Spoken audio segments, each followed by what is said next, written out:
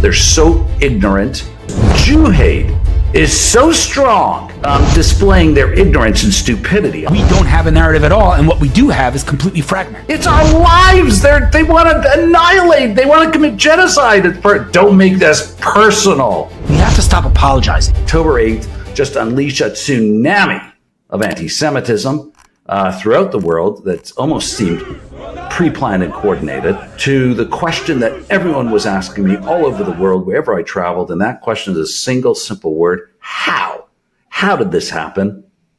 Hillel Fuld, how did October 7th happen?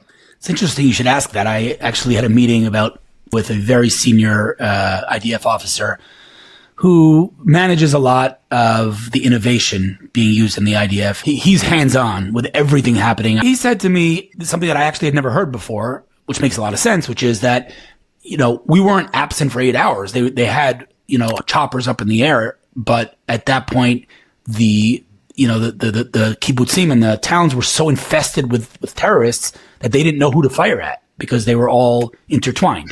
They could not tell the difference between who was a terrorist and who was a civilian. There was total chaos and mayhem going on in those moments. And they had the Apaches up there hovering over. And that was the most difficult thing. They just didn't know who they were shooting at. Right. And listen, there's probably not one right answer here as far as how this happened. There's probably a mixture of a lot of things. But definitely, in my opinion, one of the major components here was probably the Israeli mentality of "Yeh beseder." Everything's going to be okay. Everything's fine. Like Hamas didn't partake in the last round of fighting, so they must be, reformed. Now they love peace, right? It's like, dude, how naive can you be? But, it comes from a place of compassion, and we're naive people. It's hard for us to understand that not everyone is guided by the value system that we're guided by. And so there definitely was a cultural element of the Israeli mentality of, hey, we'll be okay. There's that. Of course, there's no sugarcoating that there was a massive failure of the security forces, but I'm sure there are going to be things that we discover over the next couple of years as this horrible day is investigated. For years to come, I think the investigation is there. The wake-up call talks about 7 observations that I make. One of those observations is the funding of terror by foreign influences like Qatar and UNRWA. Another observation is what you mentioned: security failures, technical failures. I talk about political failures. I talk about a political system that no longer serves its master. I also talk about Jewish disunity. And I talk about the fact that we came to a point, we were at a nexus of the worst polarization that we've ever experienced amongst Jews. Very scary. I mean, it's on one hand, it's great that we have a democracy that supports dissent and supports dissenting opinion or different opinions out there that aren't shut down, which is very different from our neighbors. But on the other hand, it was very disturbing to see those protests and to continue to see them. And the concern is this polarization of Jewish disunity. And you talked about a very good point. We just talked about the idea that the IDF had trouble responding because they could not figure out who the enemy is. Months later, now almost 2 years later, coming up to the date, I think we're still having the same problem. I think that we still are trying to figure out where our enemy is. When you see these protests in the street, which are as horrible as they are, and as difficult it is to understand how the government can allow these obvious incitement of hatred happening in the streets in front of us. And when you see signs or images, I was out walking and saw these images spray painted on the University of Toronto sidewalks. And it was very anti-Jewish slogans. That's overt anti-Semitism. I get that. You know who your enemy is. You know what I have a problem with is subversive anti-Semitism, where you don't know who your enemy is. And I think we're in real trouble over here. I understand recently you were banned from going to Australia from some kind of fringe blogger or social media, another useful idiot. Tell me about that. Yeah, so I was invited to speak at a fundraiser, 2 fundraisers actually, for Magen David Adom, which if your viewers are not familiar, is basically the equivalent of the Red Cross, which is a first responders emergency organization that saves lives. And so I was invited to speak at the gala in Melbourne and the gala in Sydney to raise money for this incredible organization. The topic of my talk was not political, not about the conflict. It was about Israeli innovation, and everything was set. And I was supposed to fly out Tuesday morning. about, I would say Wednesday afternoon, someone sent me a tweet of some small little account calling for people to contact immigration and get me blocked from Australia because of my quote unquote inflammatory tweets. The account that sent it was a very small, insignificant account, so I didn't pay much attention to it. And I moved on. Friday morning, I get a shocking, baffling email from the Australian government letting me know that my visa has been revoked and that I am banned from the country as a result of my inflammatory and Islamophobic tweets. This email that I got included a document listing some of my tweets that they deemed, Islamophobic. Of course, none of them were Islamophobic, but my initial reaction was immediately I appealed through the formal channels. I then contacted my friend, Ambassador Mike Huckabee, the U.S. Ambassador to Israel, the Israeli Foreign Minister, Israel's ambassador to the UN, or previous ambassador to the UN, and many other diplomatic channels. So in addition to appealing, I went diplomatic, and I also went to the media. I waited a couple of days, but I went to the media, and it got hundreds of articles, thinking at least one of those three things, either it's the appeal or the diplomatic channels or the media, something's going to get this absurd decision reversed. None of those things yielded any results, and the decision was not reversed, and I am officially banned from Australia for 3 years. Just when I thought it couldn't get any more ludicrous, the Australian government went and banned someone else, Kanye West.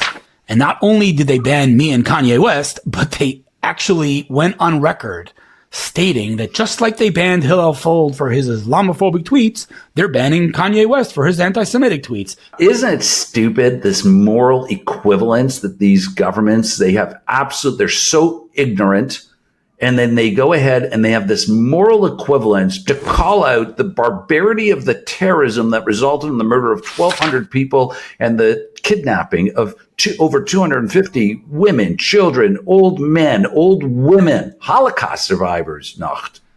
And that they then equivalate us with a hoodlum like Kanye West. And you, I'm looking at you.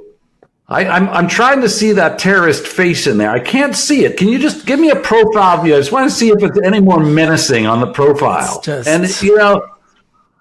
You're not even, at least if you made the same cash as Kanye West, maybe you could say, okay, it is really painful to watch this happening in Australia. It is painful watching it happen in Canada. Very, very painful. I call it the betrayal of the Jew. And I had an interesting conversation, and through this podcast, The Unfiltered View, I'm often now afforded the opportunity to talk to people like yourself, Hillel Fuld, outspoken advocate of the Jewish people. Thank you very much.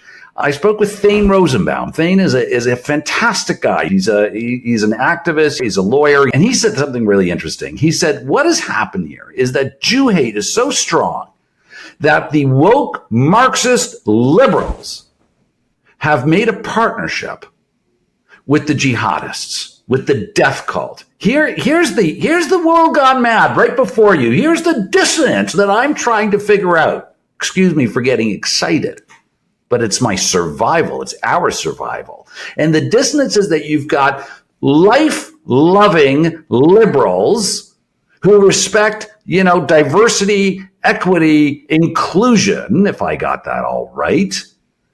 And they team up and they partner with a death cult, with exactly the opposite of the morality that they live for. Because Jew hate is so strong, anti-Semitism is so strong that it defies reasoning. It defies any kind of logic. Intelligent people are out there displaying their ignorance and stupidity. I came across a woman in Kensington Market, which is a part of Toronto, really hippie kind of part of Toronto. This woman is handing out flyers asking people not to buy Israeli products and support a BDS, the garbage. And what's her name? Her name is Smadar. And I tell her, my name is Israel. And she says, my father's name was Israel. I said, you must really hate yourself to go ahead and do this. She says, don't make this personal. That's what she said to me. Don't make this personal. She's wearing a keffiyeh. She's got earrings with Palestinian flags. Of course it's personal. It's our lives. They want to annihilate. They want to commit genocide. Don't make this personal. There's a lot of that out there, Hillel, and it's demoralizing. And we're at a stage where people are saying the stupidest things and doing the stupidest things. I'd like to really figure out what is the solution. How do we counter the narrative of hate? What do you think is the solution there? From an observant Jewish perspective, anti-Semitism is built into the DNA of the universe, and it ain't going anywhere. It's always been. It will always be. And they hated us when we were not white enough in Germany. They hate us now because we're too white. They hated us when we were poor. They hated us when we were rich. They hated us when we were stateless. They hate us when we have a state. Anti-Semitism is not going anywhere. It's a part of the DNA. It's just part of, it's built in. That's what I believe based on Jewish scripture. That's not to say that we shouldn't address it and try to, do whatever we can to, at the very least, slow it down. Again, I don't know that we're going to make it go away. That's from a religious or from a Jewish perspective.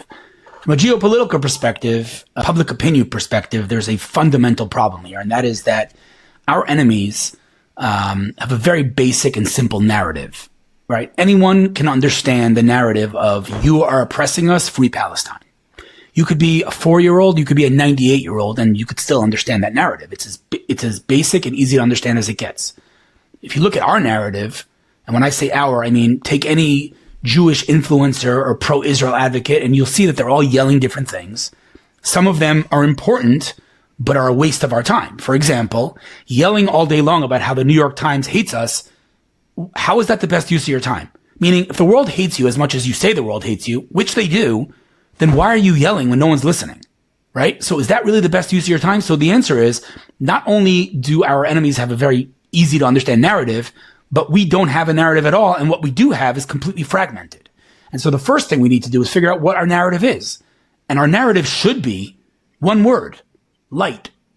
The Jewish people have been a source of light in this world in a very real way. And it's time we stopped apologizing. We are just stuck in the exile mindset of apologizing.